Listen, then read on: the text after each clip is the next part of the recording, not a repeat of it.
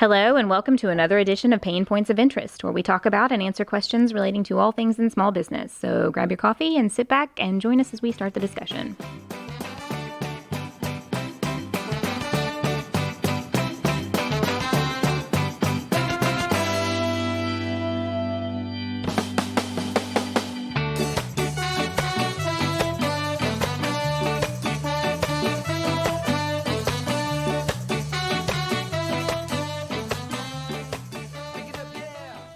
Hey guys, I'm Sarah Harbuck, and with me is Ray Coleman. Morning, peeps. And our producer Megan Harbuck is also going to chime in. Hello. This week we're doing something a little different and talking about our own personal experiences and what gets us going in the mornings and what we do to get through a stressful day. And today's topic, I think, would be a good one for all of us, is you're in the middle of a long and frustrating day or a long and frustrating week, and you gotta finish strong. You gotta keep pressing on. What do you do in the middle of something super frustrating to kind of get yourself back in a positive headspace and to finish out your day or your week with a strong mentality and efficiency with your work? Because I know a lot of people that can trip people up. It's you get bogged down in a problem and it's real hard to, get your head out of this headspace. So what do you guys do whenever you're dealing with a situation and you need to get back on a good track to finish out? Well, the first thing, if it's two different things. One is if you're in the middle of a frustrating day, the other is in the middle of a frustrating week. Yeah, there's two different things. In the middle of the frustrating day, take immediate action to disengage from the frustration. Oh, I completely agree. It doesn't have to. I'm not talking about leave for the rest of the day or take a half day or throw a chair and say I'm out of this meeting. But right. when you have a moment, go ahead and stop whatever it is that is frustrating you and engage in something else. Studies have shown even something like Facebook, which isn't a positive force a lot of the time, serves as enough of a distraction to get you back refocused after your break. So you're going to need an immediate break, and that break has to completely disengage yourself from the frustration. Now you got a cell phone game. Do you have a music app that you can put your headphones in and zone out? My wife has a perfect method, and that is to go for a run, because she's a runner.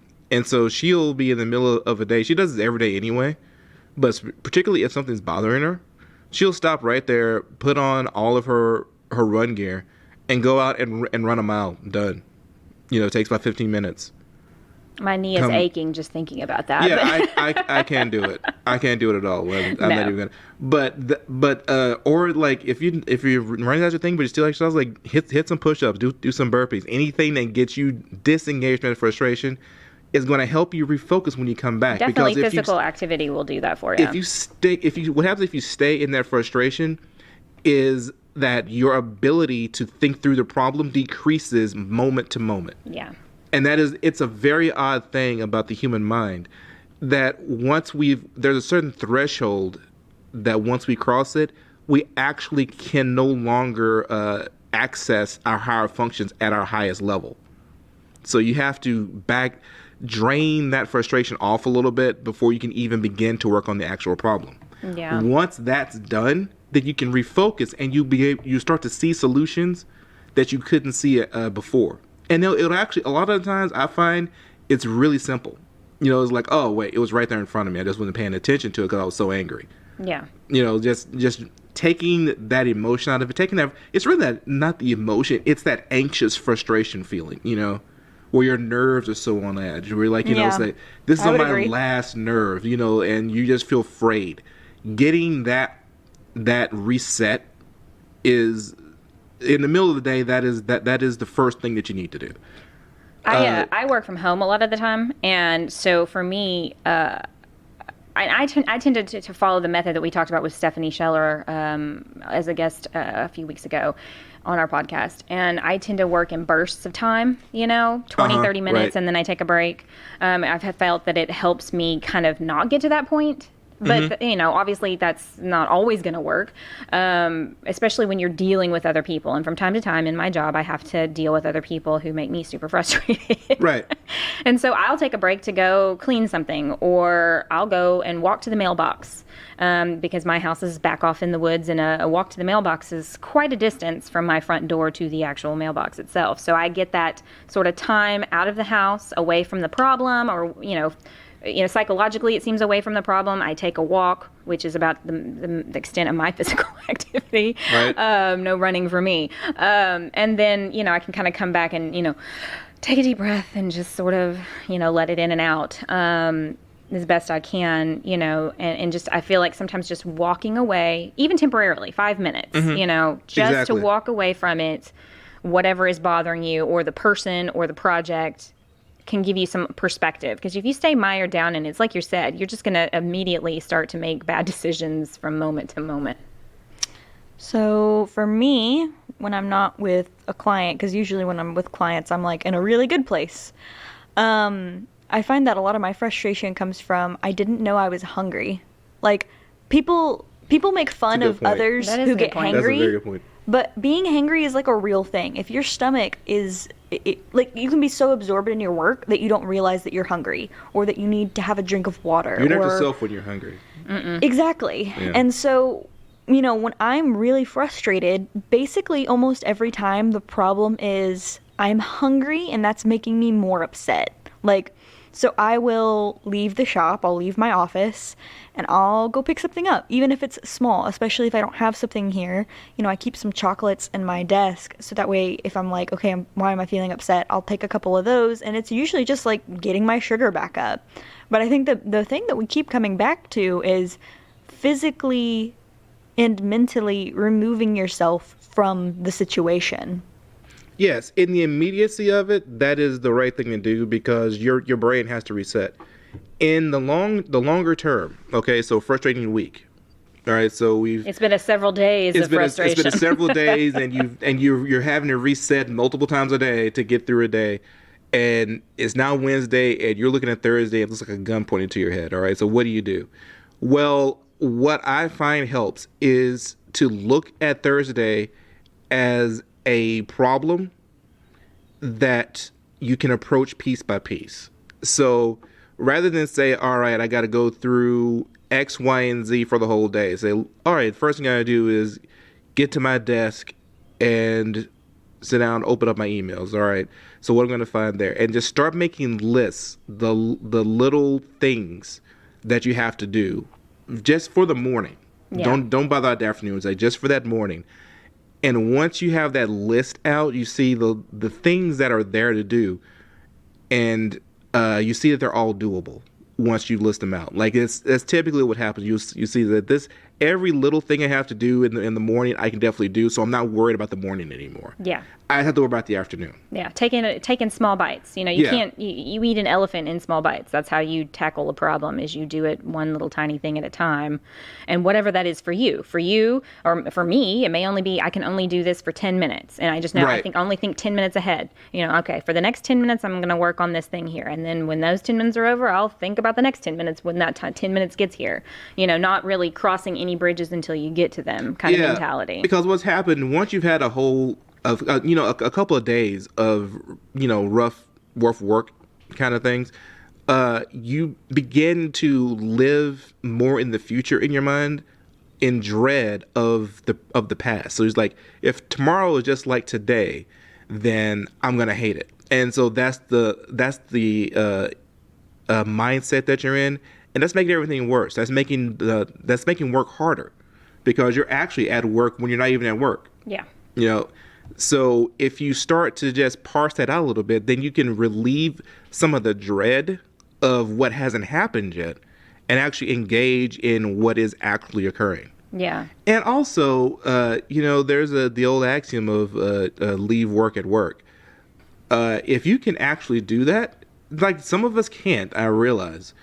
But I think you're going to have a much healthier is worth it. mental outlook. Like, even if you can't accomplish it, the effort is worth it. If Yeah. you just like, I'm going to engage with my children, I'm going to engage with my spouse, I'm going to do a family activity, like we're all going to eat together today. Say, well, we never do that. Say, I know we don't, but today we have to. You know, and I think one other point that kind of goes along with that, spending time with family or whatever, you know, we live in an age where everybody's so connected all the time because of these little devices we keep in our pockets.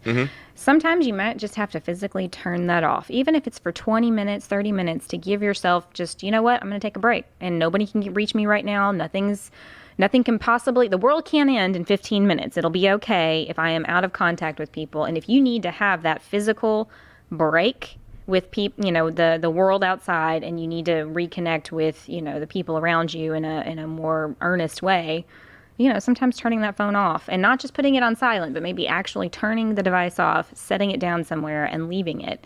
And I'm not advocating you do that all day long, although I do think we could all serve. Honestly, that's actually an experiment to run every once in a while. Just kind of like take it off, turn it off. You know, when we went on that cruise several years ago, and there's no cell reception in the middle of the ocean, and you don't want to pay for the Wi-Fi on the ship, and you go a whole week without being online or getting text messages or phone calls, I gotta say, there's something refreshing. Yeah, it's really it. like a lot. Every so often, I will actually turn off my cell phone for a week.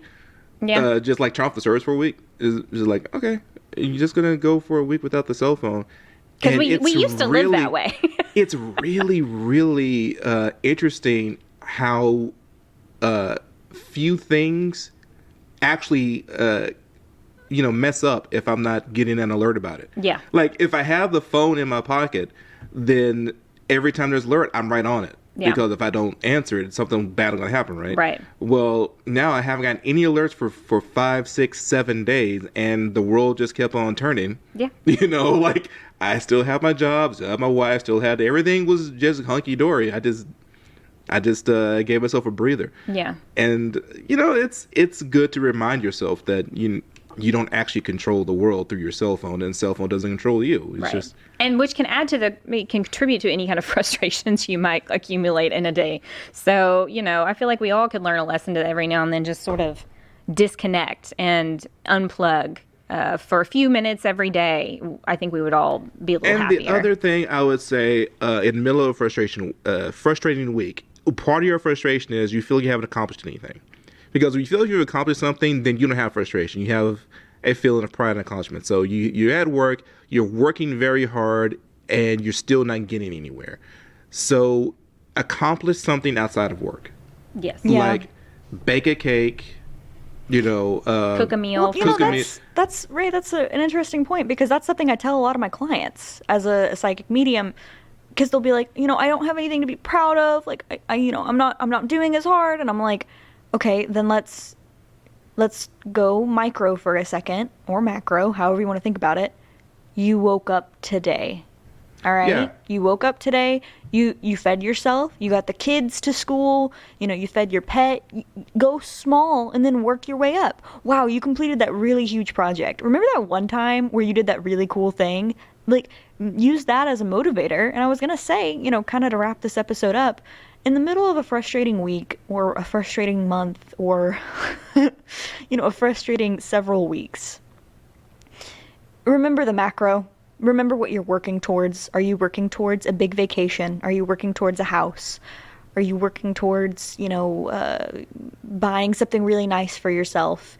Because that can be a really good reminder of, okay, I need to keep going, because if I don't, well, then I can't reward myself. Yeah, eyes on the prize, right? Yeah, definitely. And a reward can even just be like, man, I've had a really terrible day. I'm going to go treat myself with like my favorite coffee.